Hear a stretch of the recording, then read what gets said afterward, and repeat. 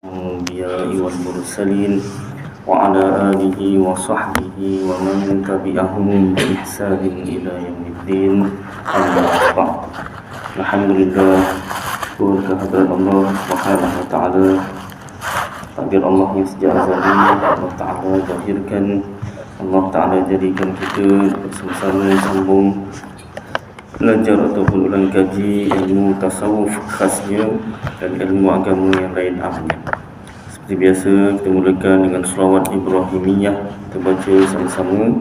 Allahumma salli ala Muhammad wa ala ali Muhammad kama sallaita ala Ibrahim wa ala ali Ibrahim wa barik ala Muhammad wa ala ali Muhammad kama barakta ala Ibrahim wa ala ali Ibrahim fil alamin innaka Hamidum Majid.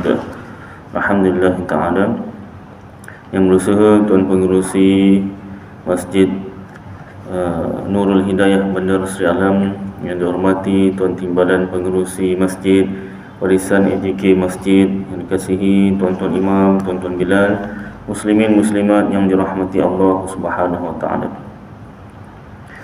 Mari kita sambung pembacaan kitab Hidayatus Salikin fi suluki maslakin muttaqin, hasil karya Tuan Syekh Abdul Somad Al-Falimbani, ulama Palembang.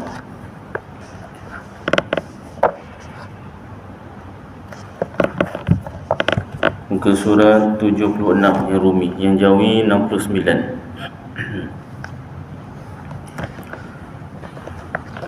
Maka apabila selesai engkau daripada sembahyang fardu asar itu, maka jangan engkau masyghul, sibuk, melainkan dengan seumpama yang dahulu.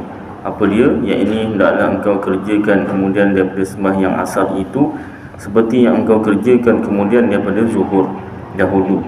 Apa dia? Seperti menuntut ilmu yang memberi manfaat pada agamamu, atau menolong kebajikan kepada segala manusia. Kalau asyik belajar je macam mana? Cik rezeki Ustaz. Itu kalau ada orang yang Allah Ta'ala kurniakan keluarga dia memang kaya 7 keturunan contohnya. Macam ulama-ulama ada yang keluarganya memang kaya, jadi dia tak perlu nak bekerja cari rezeki. Dia belajar buat kitab. Tapi kalau macam saya, keluarga tak berada, asyik tak ada je kan. Bukan berada ni ada je lah. Jadi kenalah bahagi-bahagikan masa kan. Pun janganlah kerja aja kan, ada juga masa untuk menuntut ilmu atau menolong kebajikan kepada segala manusia. Dia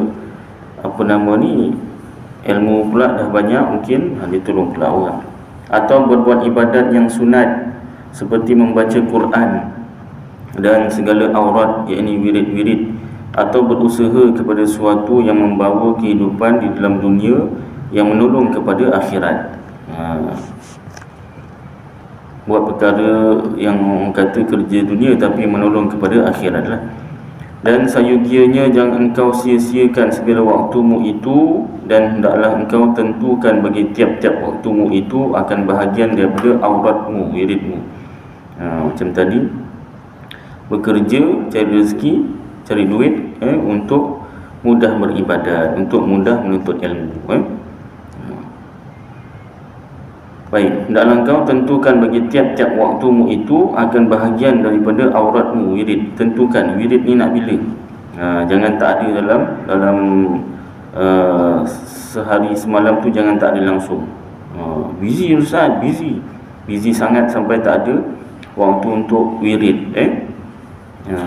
Kena tentukan. Saya teringat kata-kata kawan saya Ahmad Palembang. Dia daripada Palembang, datang sini masa tu keluar 40 hari ke 4 bulan. Jadi dalam bayan dia tu, dalam dia punya penerangan itu, tuan-tuan, nak cari waktu lapang memang tak ada, sampai kiamat tak ada. Orang miskin sibuk dengan mencari harta, Orang kaya sibuk menjaga harta. Lagi apa? Orang sakit sibuk dengan cari ubat. Orang yang tak sakit sibuk cari penyakit. Yang ada ialah melapangkan masa. Masa lapang memang tak ada kalau dicari. Memang tak ada. Ada je lah halnya, kan? Yang ada tu melapangkan masa. Dia kata-kata dia, kan? Saya teringat sampai sekarang. Baik, jadi tentukan bagi tiap-tiap waktumu itu akan bahagian daripada auratmu. Buat apa nama jadual waktu. Macam kat sekolah dulu kan, ada jadual waktu sekolah. Kat rumah pun kena ada. Alah bukan ikut Ustaz. Ya, memang nak ikut bukan senang, tapi sekurang-kurangnya dah ada persediaan lah. Tiap-tiap hari tengok kan jadual tu, tampal kan mana dinding ke pintu ke, yang selalu nampak lah. Yang simpan selit dalam buku, habis hilang tak tengok.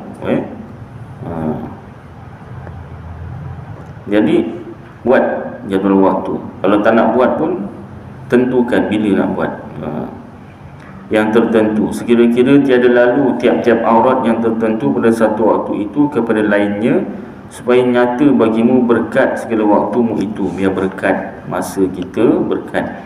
Seperti yang hamba sebutkan segala aurat itu di dalam risalah yang bernama Urwatul Wuthqa.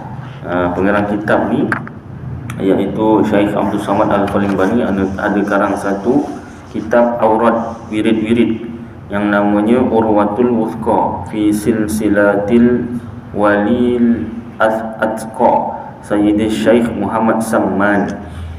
Bersalahan tak sama jika tiada engkau tentukan akan yang demikian itu. Terkadang terbuat dan terkadang tiada terbuat. Kalau kita tak buat jadual atau tak tentukan bila nak buat, memang kadang-kadang buat, kadang-kadang tak lah. Maka yang demikian itu tiada nyata berkah waktumu itu. Tak nampak keberkatan waktu. Dan sayugianya bahawa jangan engkau suka pada tiap-tiap waktumu itu, melainkan dengan bertambah ilmumu. Kita sukakan diri kita dengan bertambah ilmu, walaupun sedikit. Dan amalmu, tambah amal sikit. Dan jangan suka engkau pada tiap-tiap waktu itu dengan bertambah duniamu dan kekayaanmu, serta kurang ilmumu dan amalmu. Jangan bertambah keduniaan, kekayaan, tetapi kurang ilmu dan amal. Maknanya orang itu kena kurangkan dunia dan kekayaan. Tak juga. Dunia, kekayaan tambah, ilmu dan amal pun tambah. Ya, sama-sama seimbang lah. Maka apa faedah hidupmu di dalam dunia pada bertambah hartamu, padahal umurmu tiap-tiap ketika itu kurang. Kita hidup ni bukan makin masa kita ni bukan makin banyak, makin kurang. Umur memang makin bertambah, tapi masa untuk kita hidup kat dunia semakin kurang. Cuma tak tahu bila matinya. Jadi tak nampak sangat kan. Kalau ada timer tu boleh tengok, lagi 10 saat 10 saat lagi berapa minit, lagi berapa jam, lagi berapa hari, lagi berapa minggu. Masalahnya tak tahu. Bila tak tahu, memang kena sentiasa ingat. Kerana kekayaan dunia itu tatkala engkau mati tiada engkau bawa ke dalam kuburmu, dan tiada bersama-sama akan dikau di dalam akhirat, melainkan ilmumu dan amalmu juga.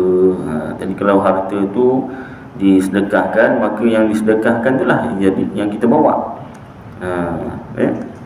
Yang kita tak buat apa-apa, kumpul-kumpul tu akan jadi waris lah. Harta kepada waris pusaka lah. Jadi harta pusaka lah. Penting juga untuk orang yang hidup kan.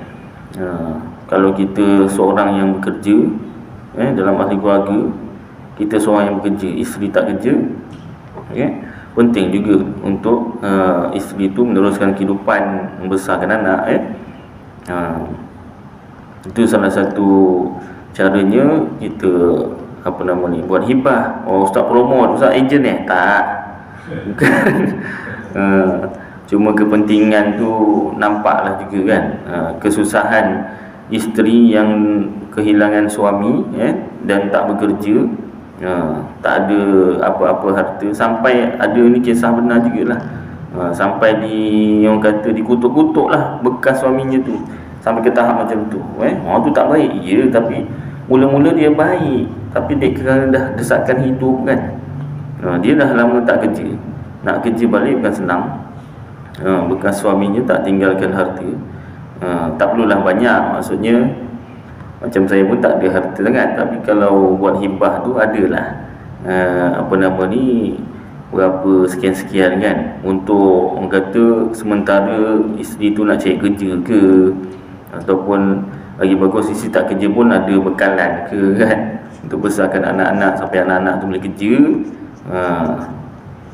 Baik, itu salah satulah kelebihan hibah. Saya bukan ejen, cuma cerita kepentingan je. Berapa Ustaz? Ni biasa ada yang 50, siap beritahu. Ada yang RM50 sebulan, dapatnya lebih kurang RM100,000. Ada yang RM84 sebulan, dapatnya RM200,000. Apa tu Ustaz? Cari sendirilah. Mana nak cerita kepentingannya. Baik, sambung jadi cumanya kalau kita banyak harta, yang kita bawa tu, yang kita sedekah, yang kita gunakan untuk amalan-amalan akhirat, untuk menuntut ilmu, untuk pergi ke masjid, untuk amalan-amalan akhirat, harta itulah yang kita bawa. Yang kita tak gunakan, yang kita simpan-simpan tu akan jadi harta pusaka waris. Baik, jadi janganlah fokus mengumpulkan harta terlalu banyak.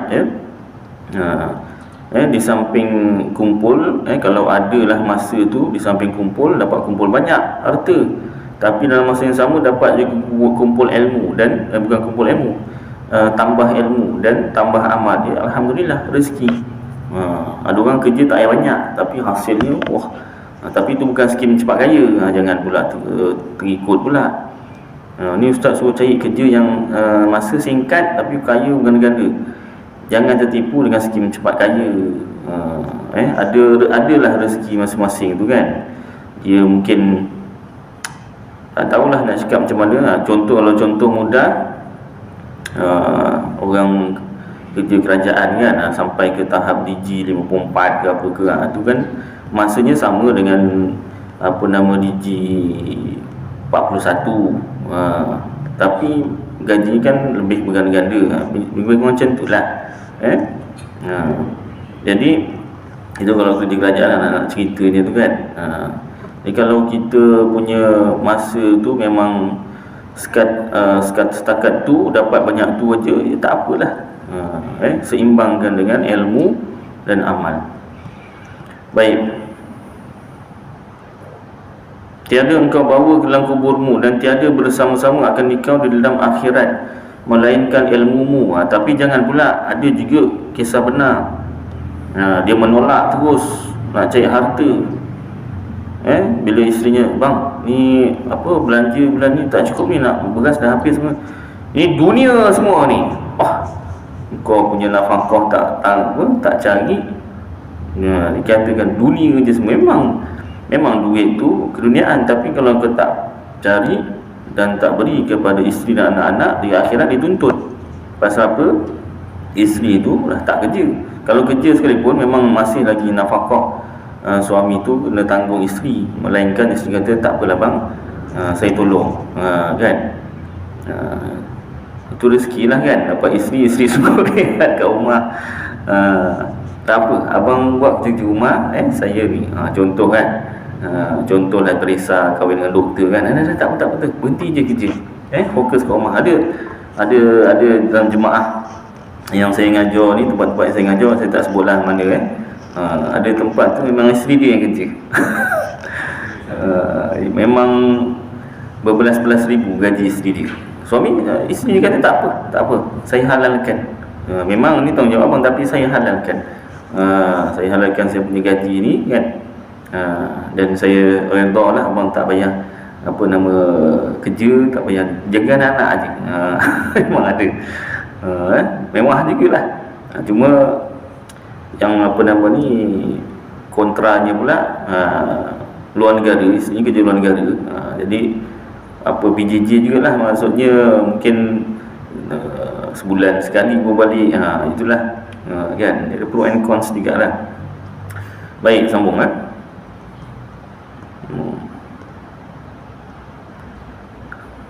Melainkan ilmumu, tiada bersama-sama dengan kau dalam akhirat, melainkan ilmumu dan amalmu juga. Jadi seimbangkan. Kalau macam saya ni, kenalah cari rezeki dan ilmu dan amal kita tambah, hingga meninggalkan akan dikau oleh anak isterimu dan segala taulanmu. Nanti anak isteri dan kawan-kawan kita pun akan tinggalkan kita bila kita meninggal dunia, Maka tinggal engkau seorang-seorang di dalam kuburmu, seorang. Sayang macam mana pun, tinggal seorang. Tak ada yang isteri yang orang kata begitu sayangnya suaminya mati ikut masuk dalam kubur. Tak ada lah. Dan memang tak disuruh pun. Rasa macam tak ada. Tak pernah dengar lagi lah. Maka ketika itu tiada bersama dengan dikau melainkan amalmu juga. Tinggal amal kita, tuan-tuan. Dan jika ada amalmu itu yang kebajikan, yang baik, nescaya engkau dapat akan dia kesenangan, lagi nikmat dalam kubur. Kubur tu kita tengok zahir daripada luaran tu kan tanah tu. Tanah kosong, gelap, sempit. Kalau tuan-tuan selalu ziarah ataupun ikut sama-sama membumikan jenazah kan, sempit, panas, gelap, ada binatang-binatang, cacing, apa macam-macam lah. Kan? Tapi percayalah di akhirat itu alam akhirat. Kalau kita banyak amal kebajikan, insya-Allah dapat nikmat kesenangan luas, terang, selesa. Lagi apa? Nikmatlah ada yang menemankan. Baik. Jadi itu semua kita kena selalu ulang kaji, sebut supaya tambah keyakinan. Dan jika ada amalmu itu yang kejahatan, na'udzubillah min dzalik, nescaya engkau dapat akan kesusahan, lagi siksa yang amat sakit. Nampak macam tanah gitu aja, tapi kalau amal kejahatan kita banyak, bukan setakat sempit, gelap, panas, malah disiksa. Tanah tu dirapatkan sampai tulang rusuk, bergeseran. Ya Allah, ya Rabbi Karim. Kan pernah tengok cerita yang ada terperangkap dekat satu tempat, lepas tu tempatnya makin sempit kan. Itu cerita ni kisah benar. Memang boleh berlaku kalau amal kejahatan yang banyak. Seperti firman Allah Ta'ala, A'udzubillahi minasyaitonirrajim, Bismillahirrahmanirrahim. Faman ya'mal mithqala dzarratin khairan yarah, wa man ya'mal mithqala dzarratin syarran yarah. Shadaqallahul azim. Ini artinya lebih kurang, barang siapa mengerjakan amal kebajikan setimbang semut yang kecil, nescaya melihat ia akan dia dalam kuburnya dan di dalam akhirat dengan kesenangannya. Dan barang siapa mengerjakan amal kejahatan setimbang semut yang kecil, nescaya melihat ia akan dia dalam yang demikian itu dengan kesusahannya dan siksanya yang amat sakit. Jadi hati-hati. Kadang-kadang yang kita tak sedar masa memandu ke, menunggang motosikal ke kan, kita nak cepat je sampai kan. Kena hati-hati. Kadang-kadang tak sengaja kita menyakitkan hati orang, itu pun kejahatan juga. Jadi bersopan santun lah. Tak perlulah tukang lalu tak payahlah, tapi sekurang-kurangnya ikut peraturan jalan raya, supaya tak ada yang tersakit hati dengan kita Baik. Maka apabila kuning-kuning matahari, yakni hampir masuk matahari, hampir maghrib lah ni, maka hendaklah engkau kembali ke masjid. Tadi lepas asar tu kan, engkau kembali ke masjid dahulu daripada masuk matahari, kalau boleh sebelum terbenam matahari dah sampai masjid. Serta masyghul engkau, sibuk engkau dengan mengucap tasbih subhanallah dan istighfar astagfirullah, kerana kelebihan fadilat Fadilat kelebihanlah waktu ini seperti kelebihan fadilat waktu yang kemudian daripada subuh hingga terbit matahari. Kerana sabda Nabi sallallahu alaihi wasallam, wasabbih bihamdi rabbika qabla tulu'is syamsi wa qabla ghurubiha. Artinya, ucap olehmu tasbih dengan puji Tuhanmu dahulu daripada terbit matahari dan dahulu daripada masuk matahari. Dan baca olehmu dahulu daripada masuk matahari itu sebelum maghrib tu surah wasyamsi wa duhaha baca. Dan wal laili idza yaghsha surah al-lail. Tadi surah asy-syams, ini surah al-lail. Dan kul a'udzu birabbil falaq suratul falaq, dan kul a'udzu birabbin nas suratul nas. 4 surah. Dan hendaklah masuk matahari itu padahal engkau sentiasa di dalam mengucap istighfar. Sambil banyak istighfar. Maka apabila engkau dengar akan bang maghrib, azan maghrib, maka jawab olehmu akan dia. Kemudian maka baca olehmu, Allahumma inni as'aluka inda iqbali lailik wa idbari naharik wa huduri salawatik wa aswati du'aik an tu'tiya Muhammadanil wasilata wal fadilah wasyarafa wad darajatal aliyata rafi'ah wa ba'athul maqamal mahmudal ladzi wa'atta ya arhamar rahimin. Macam doa lepas azan juga, cuma ada tambahan. Setelah itu maka sunat engkau sembahyang 2 rakaat dahulu daripada sembahyang fardu maghrib, qabliyah maghrib. Ada tempat buat, ada tempat tak buat, tak apa. Dan baca olehmu pada rakaat yang pertama kemudian daripada Fatihah qul ya ayyuhal kafirun, suratul kafirun. Dan kemudian daripada Fatihah pada rakaat yang kedua qul huwallahu ahad, suratul ikhlas. Kemudian maka engkau sembahyang fardu maghrib, kemudian daripada menjawab iqamah. Setelah itu maka sembahyang engkau 2 rakaat dahulu daripada berkata-kata sebelum cakap apa-apa lepas sembahyang maghrib, sembahyang sunat ba'diyah maghrib. Dan 2 rakaat dinamai sunat muakkad, muafakat antara ulama sufi dan fuqaha.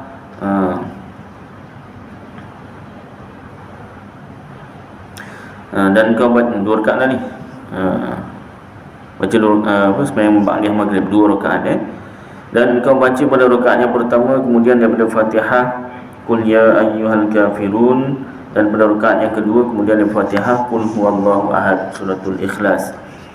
Kerana sabda Nabi sallallahu alaihi wasallam, man shalla ba'dal maghribi raka'ataini qabla an yantiqa ma'a ahadin yaqra'u fil ula bilhamdillahi wa qul ya ayyuhal kafirun wa fil raka'ati tsaniyati bilhamdillahi wa qul huwallahu ahad kharaja min dhunubihi kama takhrujul hayyatu min salkhiha.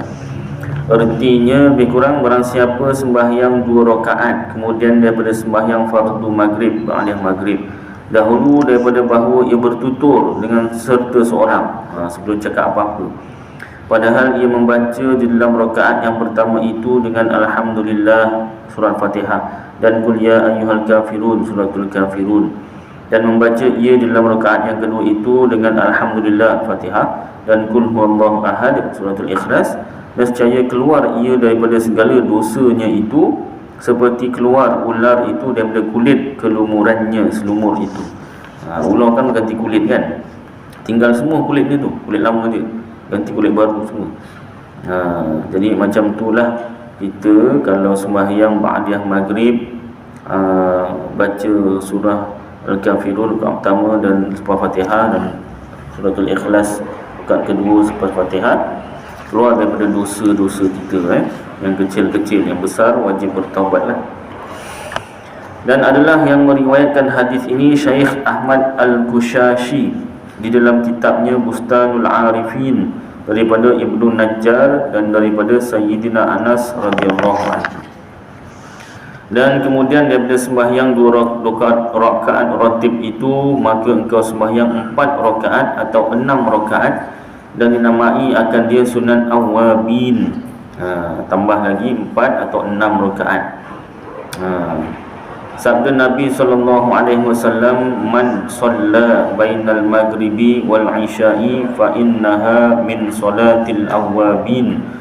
Artinya lebih kurang, barang siapa sembahyang antara maghrib dan isya', maka bahawasanya adalah sembahyangnya itu setengah daripada sembahyang awwabin, 4 rakaat atau 6 rakaat. Buat sekali jalan ke 2 rakaat Ustaz? Kalau malam yang afdalnya buat 2 rakaat. 2 rakaat kemudian bersalam, buat lagi 2 rakaat bersalam. Kalau 6 rakaat tambah lagi 2 rakaat beri salam. Kalau nak buat 4 terus boleh Ustaz? Boleh. Nak buat 6 terus? Boleh. Nak tahiyat awal Ustaz? Buat. Buat apa, takut terlupa rakaat. Yang 4 rakaat aja yang ada tahiyat awal pun kadang-kadang terlupa dah berapa rakaat. 3 ke 4 ke 5 jadi buatlah tahiyat awal. Yang 6 rakaat, 2 rakaat tahiyat awal, 2 rakaat tahiyat awal, 2 rakaat lagi tahiyat akhir.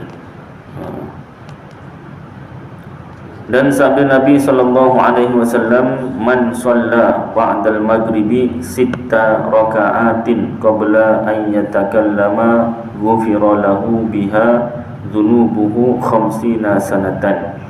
Artinya lebih kurang, barang siapa menyembahyangkan kemudian daripada sembahyang maghrib 6 rakaat dahulu daripada ia berkata-kata, nescaya diampun baginya dengan dia segala dosanya sekira-kira 50 tahun lamanya. Kelebihan sembahyang sunat awwabin. Bermula kelakuan menyembahyangkan yang 6 rakaat itu seperti disebutkan oleh Syekh Abdul Rauf di dalam kitabnya yang bernama Umdatul Muhtajin. Ia nakal, ia pindahkan, dia tulis daripada Syekhnya Mulla Ibrahim di dalam kitab Iqad al-Qawabil, Iqadul Qawabil litaqarrub bin nawafil, iaitu maka dibaca dahulu doa ini, kemudian daripada sudah sembahyang sunat ratib maghrib, demikian doanya. Lepas sembahyang sunat ba'diyah maghrib, baca doa ini dulu. Marhaban bi malaikatil lail, marhaban bil malakainil karimaini al-katibain. Marhaban, selamat datang dengan malaikat malam. Marhaban, selamat datang dengan 2 malaikat yang mulia yang menulis, kanan kiri lah.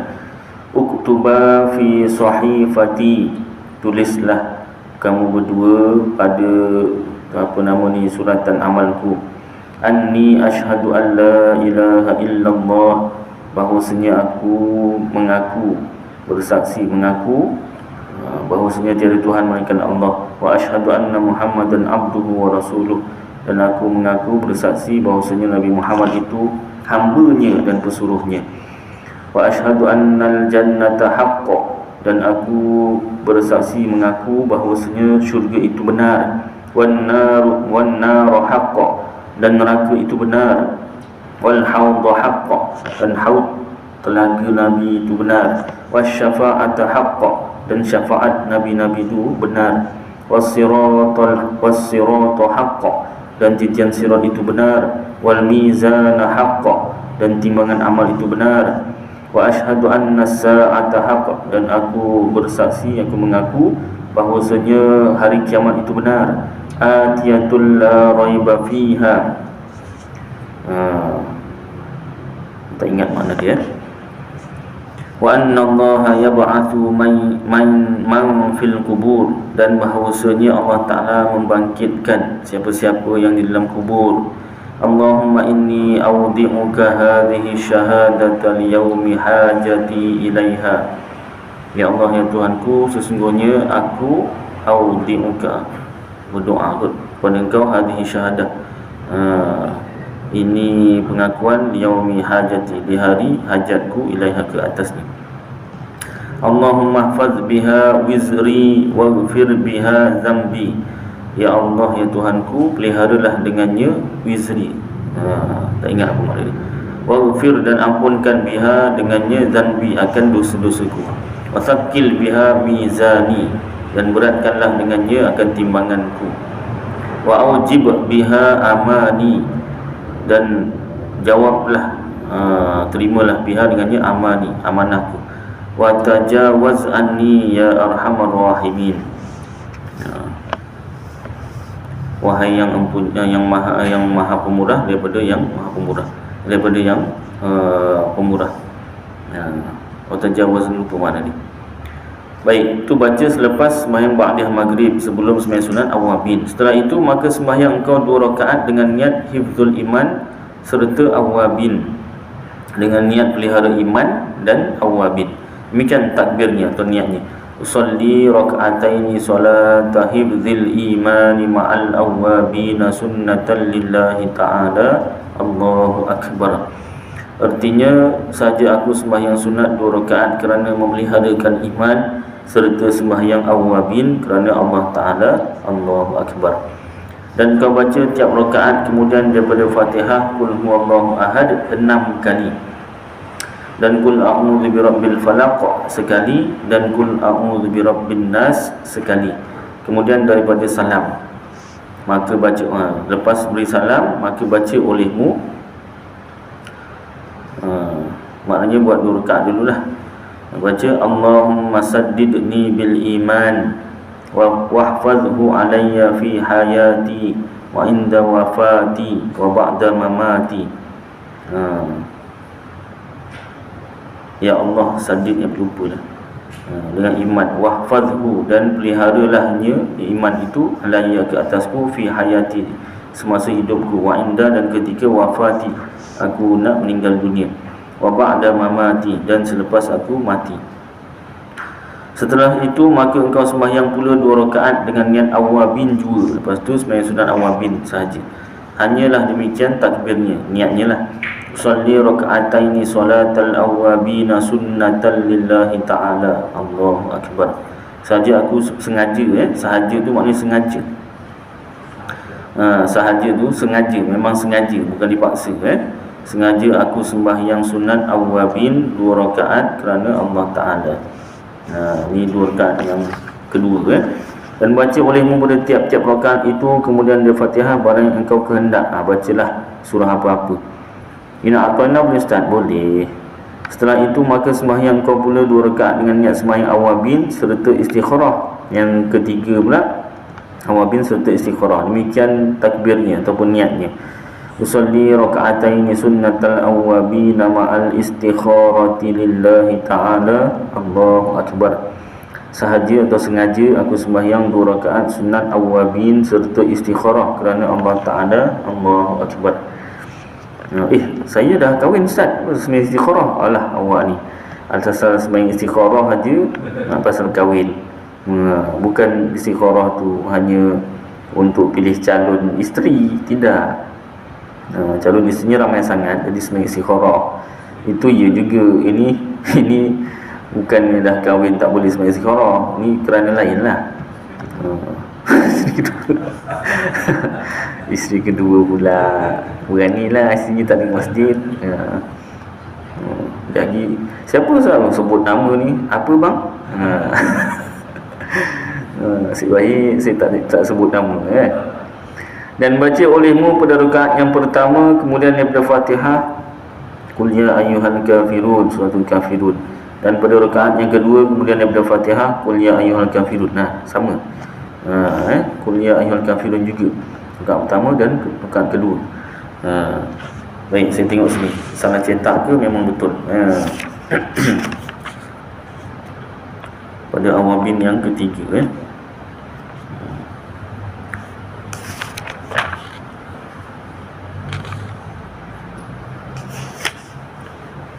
Istighfar Allah Ta'ala. Salah cetak. Rakaat yang kedua Qul huwallahu ahad. Silap sini Biasalah manusia kan. Qul huwallahu ahad. Qul huwallahu ahad.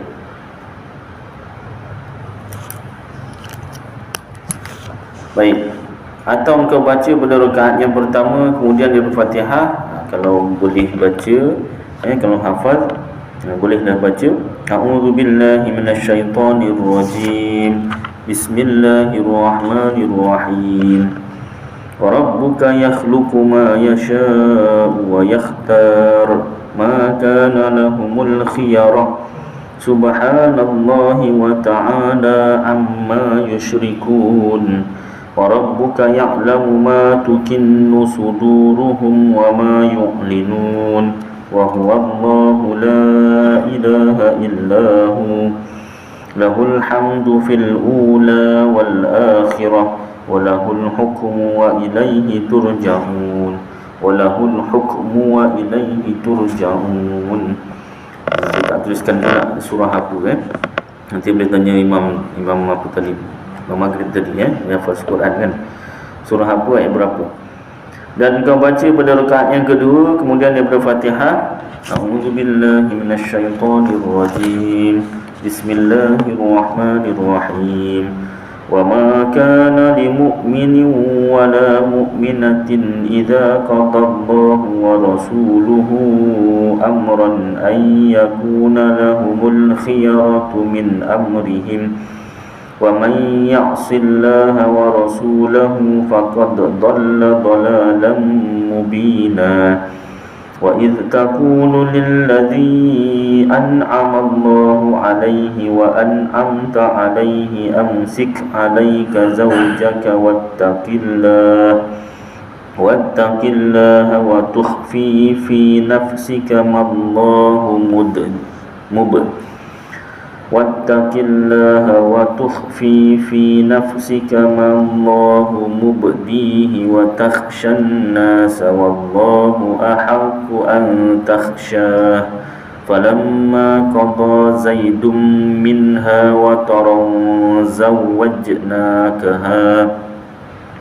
وطرا زوجناكها لكي لا يكون على المؤمنين حرج في أزواج أدعيائهم إذا قضوا منهن وطرا وكان أمر الله مفعولا ما كان على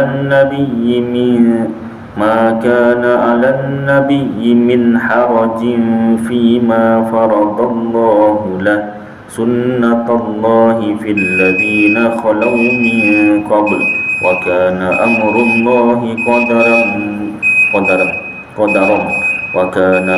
الله قدرا مقدورا صدق الله العظيم. Itu kalau hafal lah, lagi bagus kita hafalkan lah. Dan jika engkau baca pada rakaat yang pertama kemudian Al-Fatihah Qul ya ayyuhal kafirun serta ayat yang pertama, dan pada rakaat yang kedua kemudian Al-Fatihah Qul huwallah serta segala ayat yang kedua itu. Nescaya adalah terlebih sempurna. Ada yang paling ringan, ada yang paling afdal lah. Kemudian daripada salam maka baca olehmu, ada doa ni Baik, nanti kita akan sambung. Mudah-mudahan apa yang kita baca dan dengar jadi manfaat untuk saya dan tuan-tuan, dapat kita amalkan dan sampaikan insya-Allah ta'ala. Aqul qawli hadza wa astaghfirullahal azim li wa lakum wa lisairil muslimina wal muslimat wal mu'minina wal mu'minat fastaghfiruh wa ya fawzal mustaghfirin wa ya najatat taibin. Wa sallallahu tabaraka wa ta'ala ala khairi khalqi sayyidina maulana Muhammad wa ala alihi wa sahbihi wa baraka wa sallam. Subhana rabbika rabbil izzati amma yasifun wa salamun ala al-mursalin walhamdulillahi rabbil alamin. Taqabbalallahu minkum.